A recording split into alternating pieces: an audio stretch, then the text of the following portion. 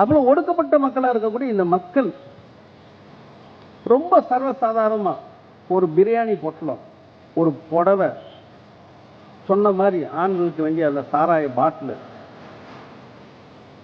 இதெல்லாம் கொடுத்துட்டு மக்கள்கிட்ட ஓட்டு வாங்கிட்டு வராங்க. இந்த ஓட்டு எவ்வளோ மதிப்புங்கிறோம், இந்த வாக்குச்சீட்டு எவ்வளோ மதிப்புங்கிறோம் மக்கள்கிட்ட இங்கே வரைக்கும் தெரியாதது.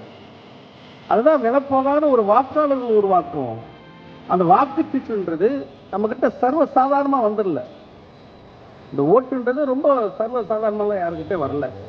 இந்த ஓட்டு இருக்கிறதால தான் இன்னைக்கு அந்த மக்கள் ஏழையாக இருக்கக்கூடிய எளிய மக்களாக இருந்தாலும் சரி, சந்தியா கசிக்கு கட்டுற ஒரு புடவையாக இருந்தாலும் சரி, அந்த மக்களை பார்த்து நீ கையெழுத்து கும்பிட்றாங்கன்னா எது கும்பிட்றாங்க?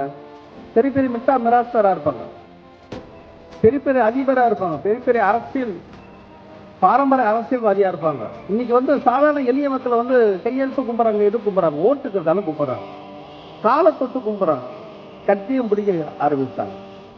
அப்போ விலை மதிப்பு இல்லாத அந்த வாக்குச்சீட்டால உன்னை கையெழுத்து கும்பிட்றாங்க.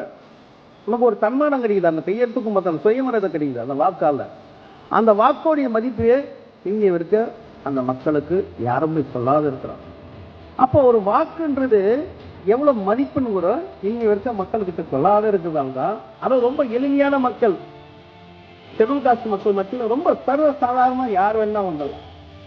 அந்த மக்கள் மத்தியில் பார்த்தீங்கன்னா எங்கேயாவது பாருங்க, நீங்க ஒரு அஜய் விஜய் மன்றம் இது போல ஒரு பேனர் வைக்கணும்னா அந்த மக்கள் மத்தியில தான் இருக்கும். தனுஷ் மன்றம் அப்படின்னு பார்த்தோன்னா அந்த மக்கள் மத்தியில தான் இருக்கும்.